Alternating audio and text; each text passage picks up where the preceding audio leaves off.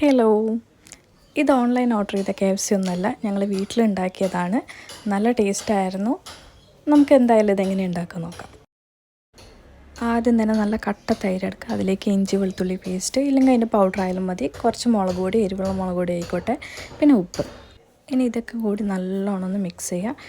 എന്നിട്ട് ആ ടേസ്റ്റ് ഒന്ന് നോക്കണം, ഉപ്പ് കറക്റ്റാണോ, എരിവ് പാകത്തിനാണോ എല്ലാം. ഇത് ടേസ്റ്റ് നോക്കുമ്പോൾ തന്നെ നമുക്ക് ആ KFCൻ്റെ ഒരു ടേസ്റ്റൊക്കെ വരും കേട്ടോ. പിന്നെ അതിലേക്ക് നല്ല ക്ലീൻ ചെയ്ത് വെച്ച ചിക്കൻ പീസ് ഇട്ട് കൊടുക്കുക. വീട്ടിലാക്കുന്നതുകൊണ്ട് നമ്മൾ കുറച്ച് ചെറിയ പീസ് എടുക്കുന്നതായിരിക്കും നല്ലത്, കാരണം അത് മുക്കി എണ്ണയിലിട്ട് മുക്കി പൊരിക്കേണ്ടതാണ്. അപ്പോൾ അതിനനുസരിച്ച് പെട്ടെന്ന് വേവുന്ന രീതിയിലുള്ള പീസ് എടുക്കണം. ഇതൊന്ന് 2 മണിക്കൂർ മാറ്റി വയ്ക്കാം. പിന്നെ നമ്മൾ വേറെ പാത്രത്തിൽ ഒരു 6 സ്പൂൺ മൈദ എടുക്കുകയാണെങ്കിൽ 3 സ്പൂൺ കോൺഫ്ലോർ എടുക്കുക. പിന്നെ റവ 1 സ്പൂൺ, പിന്നെ അരിപ്പൊടി ഒരു 2 സ്പൂൺ. ഇത് ക്രിസ്പിനെസ് കൂടാൻ വേണ്ടിയിട്ടാണ് നമ്മൾ ഈ പൊടികളൊക്കെ എടുക്കുന്നത് കേട്ടോ.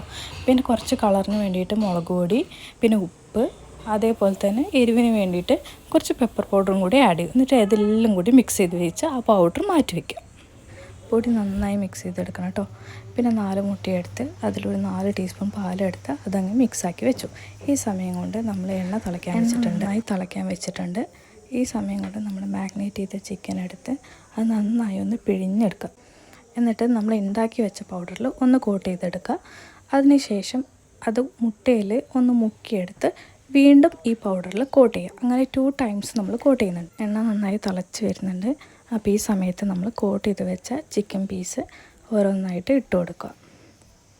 ചിക്കൻ ഇട്ട് കൊടുത്താൽ പിന്നെ നമ്മൾ ലോ ഫ്ലെയിമിൽ വേണം വെക്കാൻ. കാരണം ഈ ഉള്ളൊക്കെ വെന്ത് കിട്ടാൻ വേണ്ടി നല്ല ലോ ഫ്ലെയിമിൽ വെക്കുകയാണ് നല്ലത്, പ്രത്യേകിച്ച് ചിക്കൻ ആകുമ്പോൾ. അല്ലെങ്കിൽ നമ്മൾ പുറത്തുള്ള കോട്ടിങ്ങൊക്കെ പെട്ടെന്ന് അങ്ങ് കരിഞ്ഞു പോകും. ഈ സമയം കൊണ്ട് ഞങ്ങൾ മയണൈസും കൂടി ഉണ്ടാക്കിയിട്ടുണ്ടായിരുന്നു. പിന്നെ ബന്ന് വാങ്ങിയിട്ടുണ്ടായിരുന്നു ഇതിൻ്റെ കൂടെ കഴിക്കാൻ. നല്ല മണം ഈ ഫ്രൈ ചെയ്യുമ്പോൾ ഇങ്ങനെ വരുന്നുണ്ടായിരുന്നേ.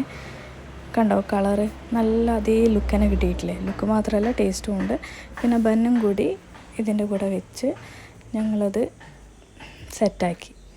എനിക്ക് ഭയങ്കര ഇഷ്ടമായി. എനിക്ക് മാത്രമല്ല വീട്ടിലുള്ള എല്ലാവർക്കും ഇഷ്ടമായി. ചിക്കൻ നല്ല സോഫ്റ്റും ആയിരുന്നേ. തൈര് യൂസ് ചെയ്തുകൊണ്ടാണ് അത് ഇത്രയും സോഫ്റ്റ് ആയത്. എന്തായാലും സൂപ്പറായിരുന്നു. നിങ്ങളും ട്രൈ ചെയ്ത് നോക്കുക. സൂപ്പറാണ് കേട്ടോ.